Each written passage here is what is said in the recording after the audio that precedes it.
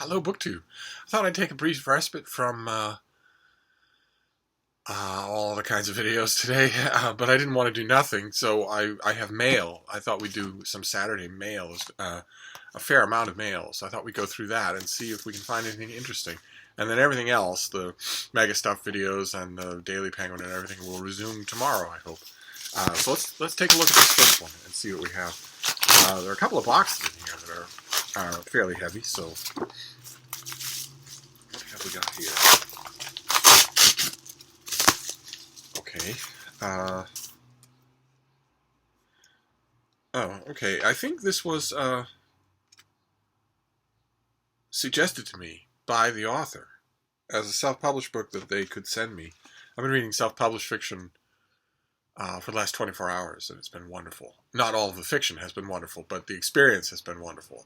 Getting just right inside the fight with these self-published authors who, unless you're never going to hear their name, you're never going to know who they are, but it's great to read through the stuff they have made up. It's just fantastic. I think I'm going to devote a significant amount of reading time every week to that. But this is by Julie Gray, with an assist by Gideon Lev, and it is the true adventures of Gideon Lev, rascal, Holocaust survivor, optimist. How's that for a subtitle? And this is self-published in 2020.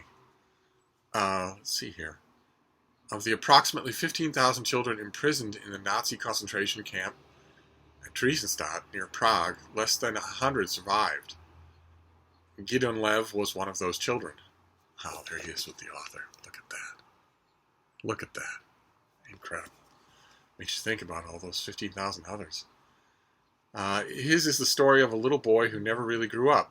His life spans the horrors of the Holocaust, the beginnings of a fledgling country, 2 marriages, 6 children, and a late-in-life romance that made the telling of his story more than possible, but also imperative during these tumultuous times. This book offers a primer on Jewish and Israeli history, insights into the culture and modern state of Israel, and the inspiration to carry on after hardship and loss, from Prague to New York to California and back to Israel again. The author and Julie Gray take us on a journey into the depths and back, up into the sunshine of hope, love, laughter, and possibilities. I love it. I love it. Fantastic. Okay, well, this goes on the reading list for today. It actually won't be out of line with self-published work that I've been reading. Great. Fantastic. I don't remember quite who contacted me. I'm assuming it was Julie Gray. I will check my email and find out. Oh, it has lots of pictures, too. This is going to be great. Touching and great. Great, so let's move on here. I don't think it's likely that all of this will be self-published. That would be the gods paying a little bit too close attention to what I do. Okay. I think we saw this already. This is the finished copy of Likes by Sarah Shunley Bynum. Very floral cover there. The first book in more than a decade from the acclaimed author of Madeline is Sleeping and the Ms. Hempel Chronicles. And Madeline is Sleeping was her debut, which appeared in 2004, and immediately established her as one of the standout literary talents of her generation.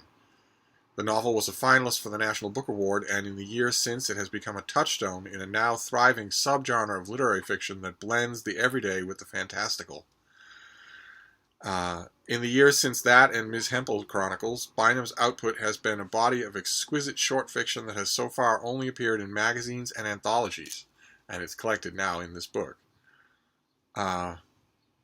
And those stories are collected alongside brand new stories and reveal her to be a master of the form. Fantastic. Okay, so this comes out, the date on this is the 1st of September. So, right around the corner, a week away. And I'm assuming that date is firm. I haven't had notice any time recently of any publication date changes. I think that might be over. Unless the pandemic roars back to life in the Northeast, where the bulk of American publishing happens. If it roars back to life here, then delays may happen again. But otherwise, I think if we see a finished copy with a September 1st date, that's the date. That's what's going to happen. I have the advanced copy of this thing, but I haven't got to it yet. And it's a tiny thing. It shouldn't take any length of time at all. So, let's see what this next one is. This next one's also tiny, whatever it is. Oh, okay, great. Okay, fantastic. Okay, this is yet another work in translation. From 2020 has just been full of works in translation. Oh, that doesn't look safe at all, does it? No, it doesn't. Oh my. I have a little dog who likes to examine things with her tiny little mouth. And I also have a sense of skin that isn't all that responsive.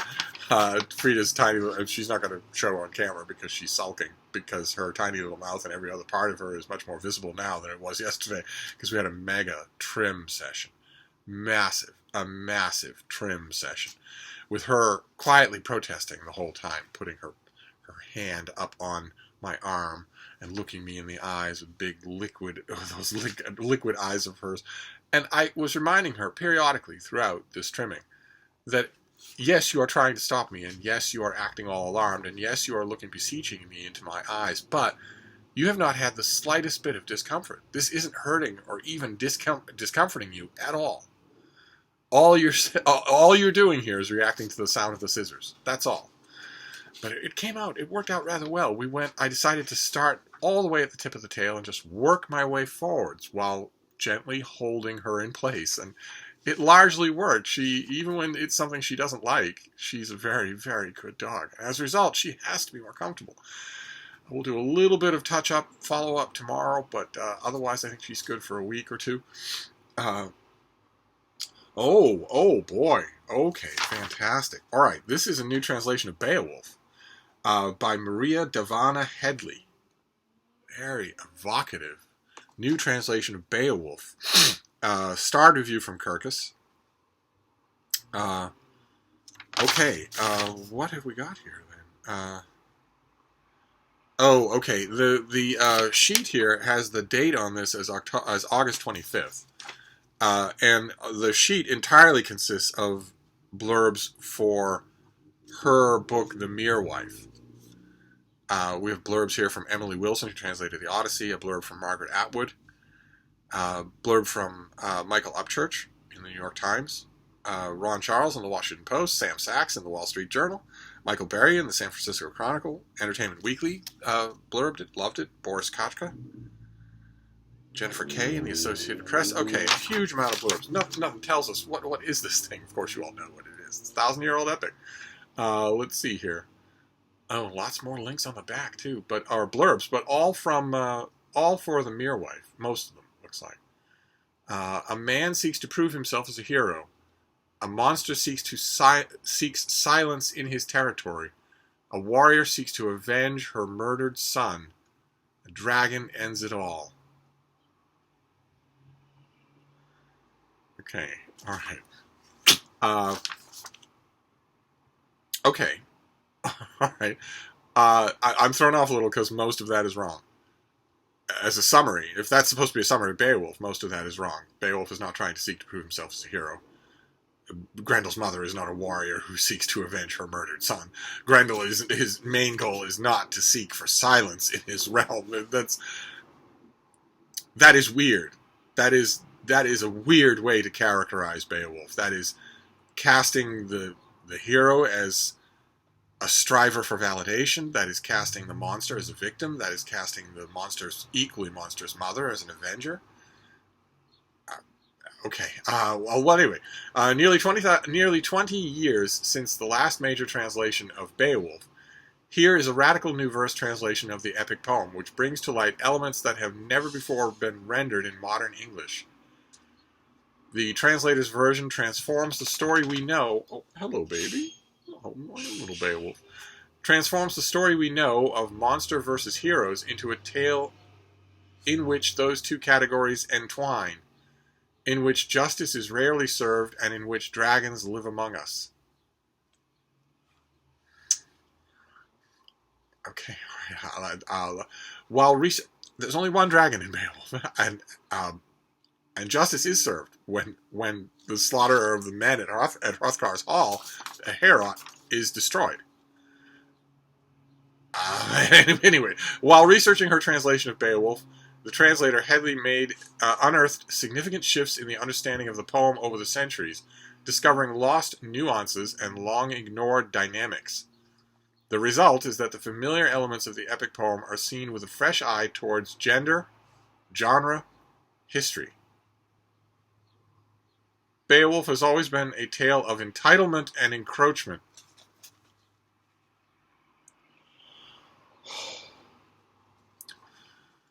No, it hasn't.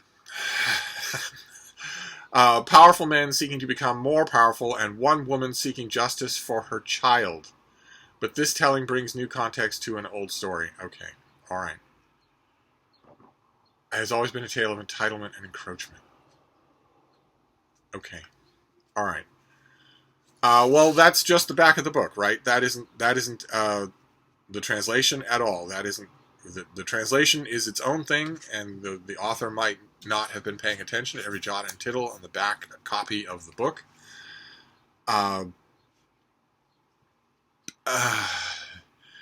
The back copy of the book, which again is not the translator's. She may not be responsible for it. She may not even have, she may be giving a sarcastic smile to it.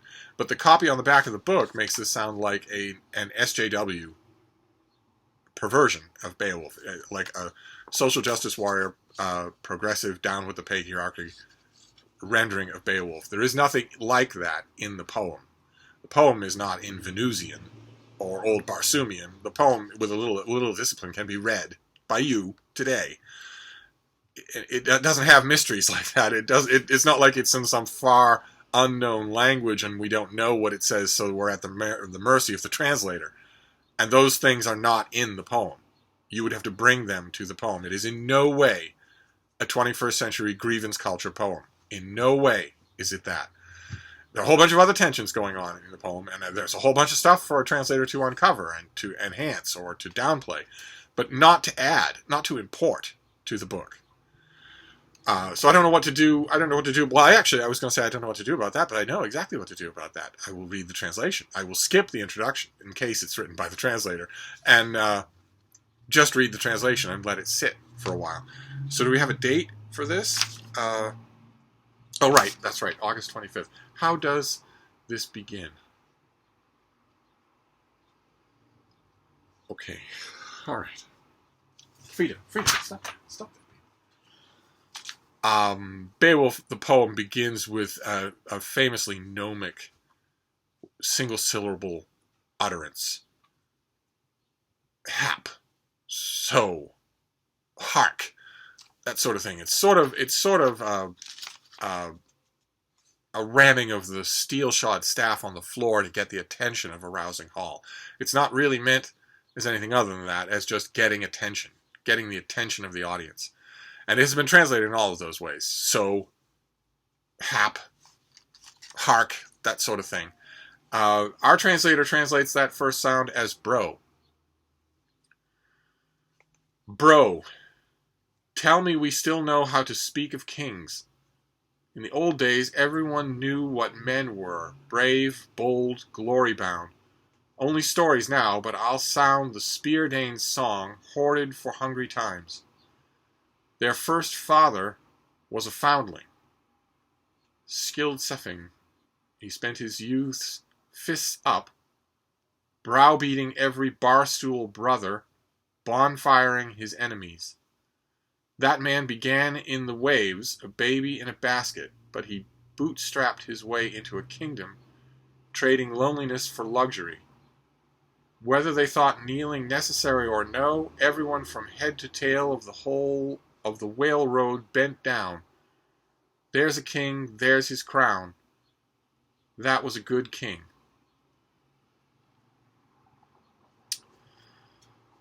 Okay, all right, well, maybe a little section is not going to do it justice. Maybe, almost certainly, right? Not maybe, certainly. In order to give this its due, this is by, sorry, I'm a little disconcerted because that was really bad. This is by Farrar, Straus and Giroux. Certainly, I think this is probably the first translation of Beowulf in a major mainstream American publishing arm. by a woman, maybe ever, or certainly in a long time. I don't, right off the top of my head, remember any other. So, okay, all right. Let's just forge on. Obviously, that is going to present me with questions that I'm going to need to resolve on my own. I'm not going to be able to do it on the fly in a video.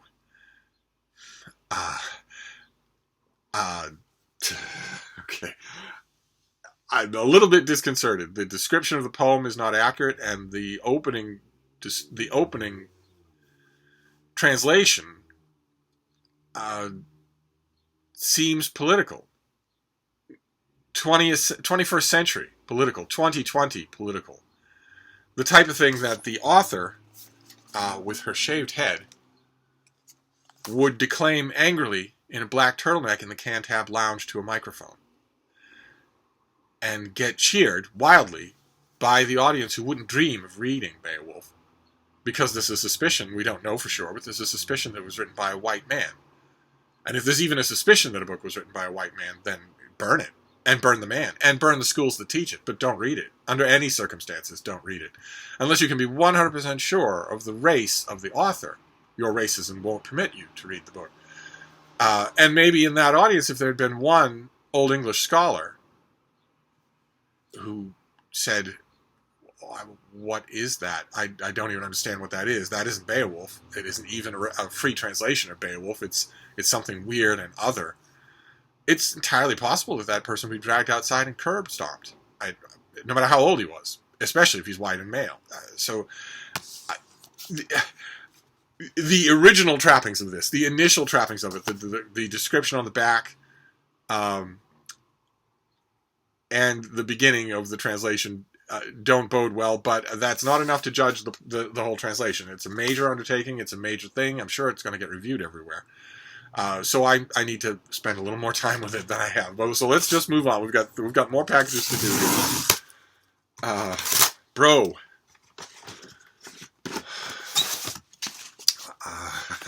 Okay. All right. Meaning what? Meaning what? What is that supposed to mean? I wonder what that's supposed to mean. That addresses the poem to male listeners. The original Beowulf does not do that. And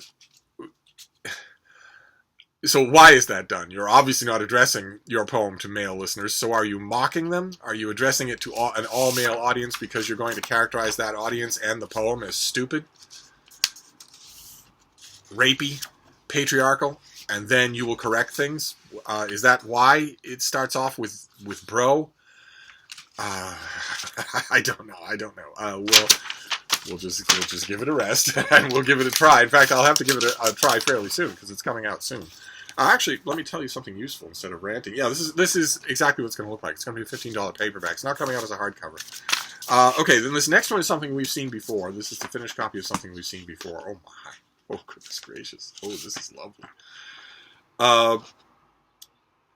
Okay, this really intrigued me when we first got it. Now I have the finished copy. This is the great Alex Ross. If you know this author, then you're going to read anything that he writes. And this is Wagnerism, Art and Politics in the Shadow of Music. This is the finished copy of Wagnerism.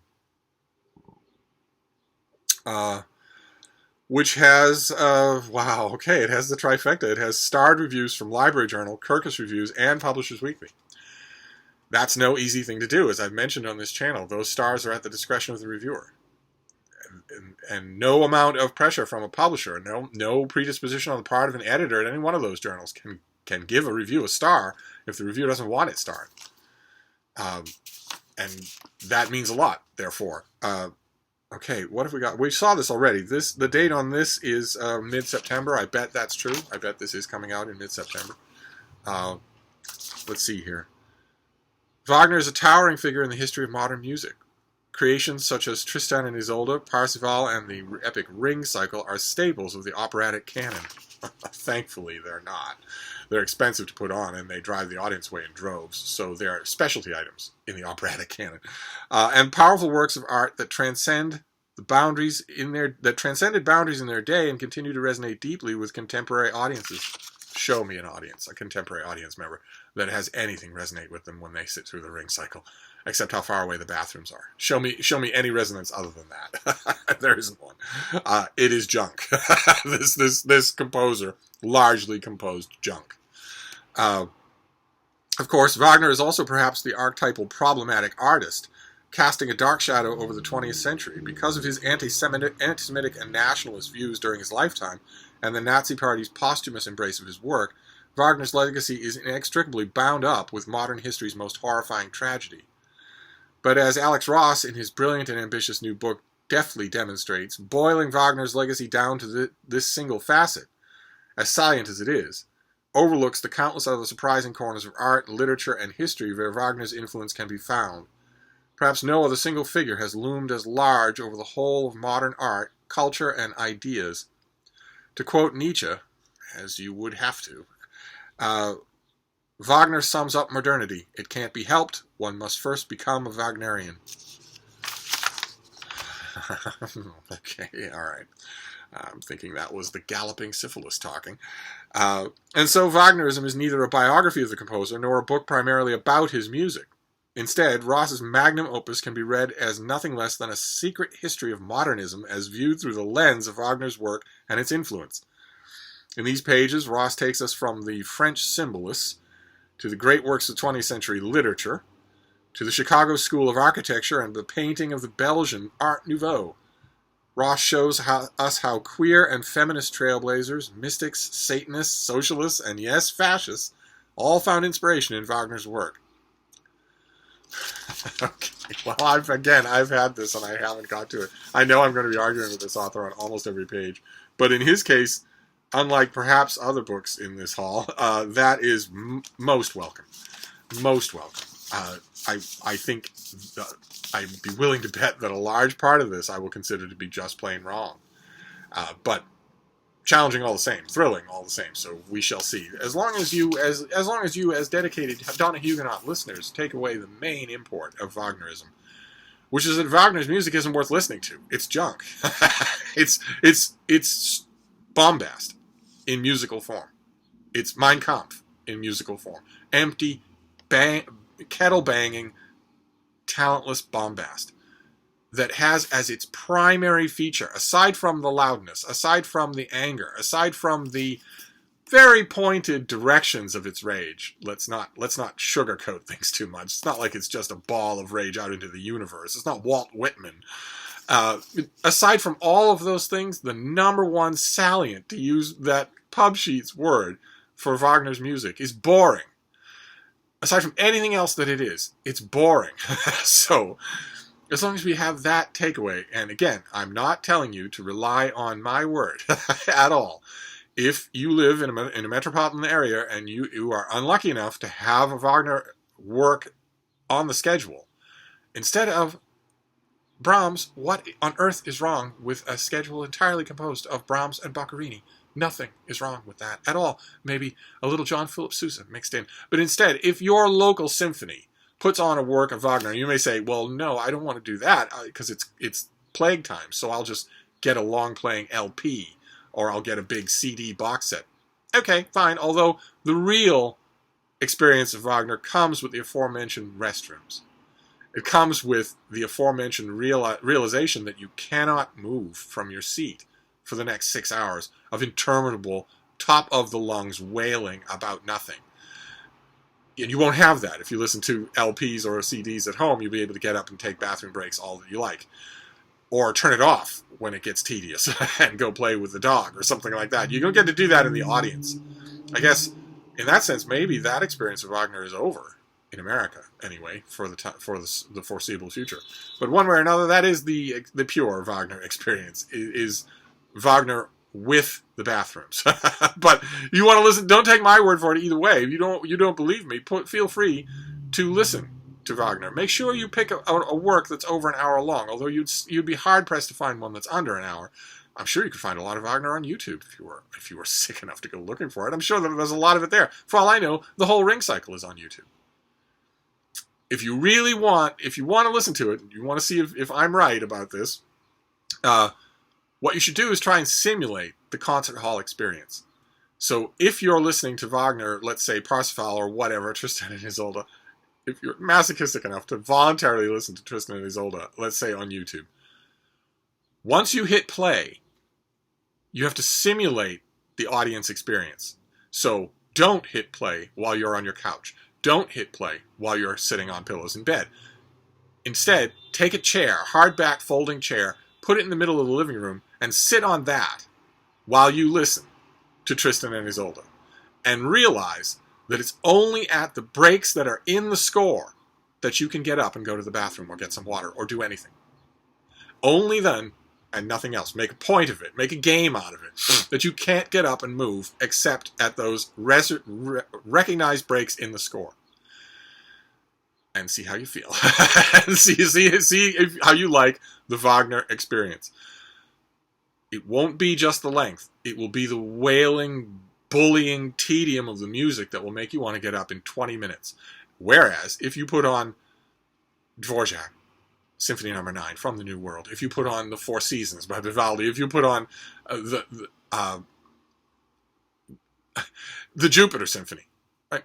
If you put on any of those things or that are much shorter than Wagner, you're not going to want to move. You're not going to notice how uncomfortable the chair is. You're not going to notice anything. You're going to be utterly transported out of yourself with pure joy. With something more than joy. The way that great classical music moves us. That's what's going to happen to you. And I guarantee you, you listen to From the New World, the Dvorak's Ninth Symphony, while you're sitting on that same uncomfortable chair in the middle of your living room. When it's over, you're not going to suddenly say, oh I guess it stopped so I can go to the bathroom. You're going to say, that's all? I want more. You're not even going to think about it. About anything else, about taking a break from it.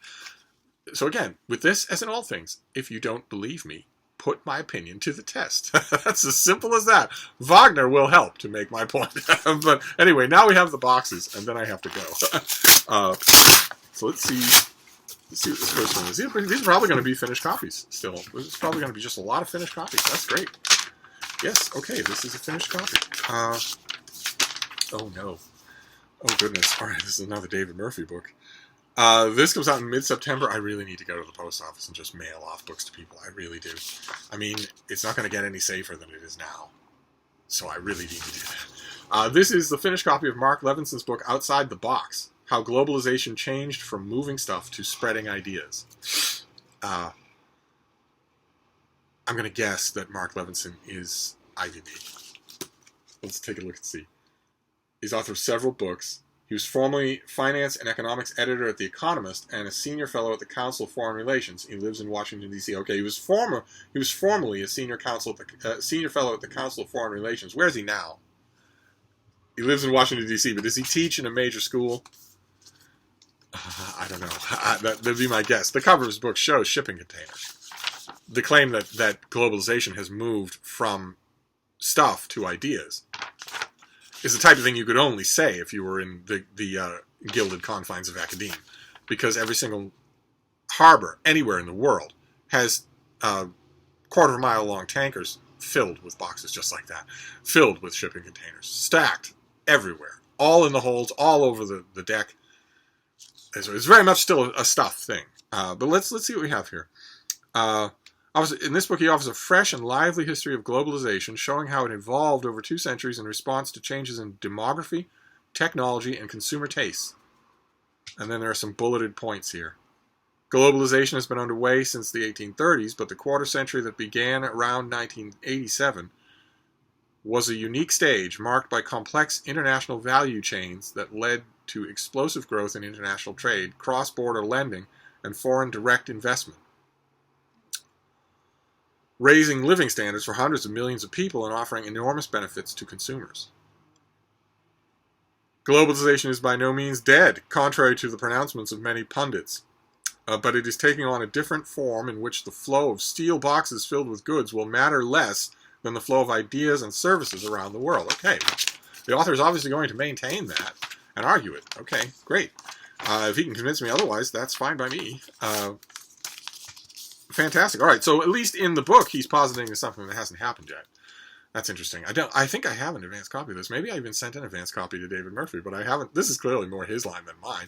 I'll just have to go to the post office. That's all. I'll just have to do that. I'll have to go to the post office. It's not the end of the world. People go all the time, and they don't die. So, oh my! Oh goodness gracious! Okay, this is unexpected. This is a late October release. Wow, look at that. Okay, this is Svetlana Alpers. This is Walker Evans, starting from scratch. Big finished copy. This is a biography. Walker Evans, who was born in 1903 and died in 1975, was a great American artist photographing people and places in the United States in unforgettable ways. He is known for his work for the Farm Security Administration addressing the Great Depression, but what he actually saw was the diversity of people and the damage of the long Civil War.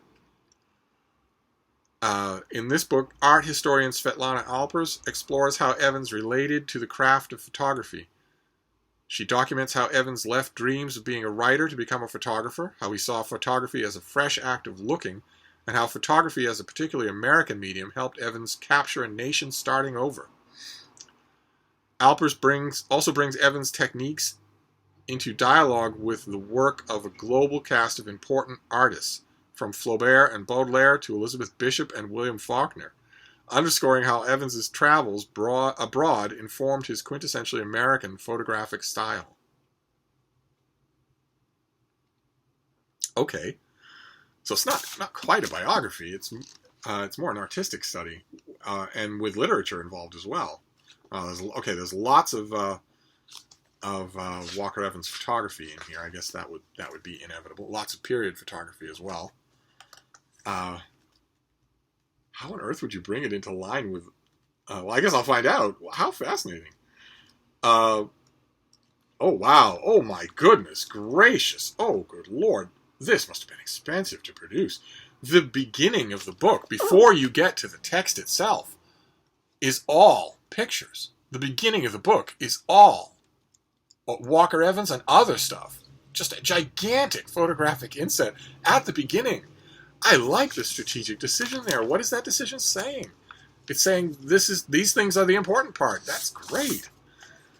It's just inviting you to thumb your way leisurely through the visual stuff before you get to the book. Fantastic. Okay, I don't know what exactly this is. Not exactly a biography. That's great though. I'm up for it. Absolutely. So that's our mail for today. We have an artistic literary study, historical study of Walker Evans. We have Outside the Box, in which the author makes the case that globalization is changing in its nature. We have Wagnerism by Alex Ross, in which he studies the long effect of Wagner's music all across cultures and all across genres. So not a biography of Wagner, and not mercifully a study of Wagner's music, but instead a study of the effects of that music. Then we have a new translation of Beowulf coming out in a trade paperback in very little time at all. And then we have Likes, a collection of short stories by a much-lauded novelist. And finally, a self-published book, The True Adventures of Gideon Lev by Julie Gray, with the assistance of Gideon Lev himself. His life story, the type of thing that you can do, a nice, attractive, professionally done job with self-publishing and not need to worry about the hoops you'd have to jump through in the mainstream publishing world. That's great. And it's also great that a lot of these things go right on the reading list. I always like that with mail. A lot of these things I'm gonna read this weekend. A couple of them tonight. They're not. Some of them are not very long, and the Wagnerism one, my outrage will carry me a long way. It won't matter how long it is. But anyway, I'm gonna wrap this up. I will hopefully see you all tomorrow with many videos. So until then, thank you, BookTube.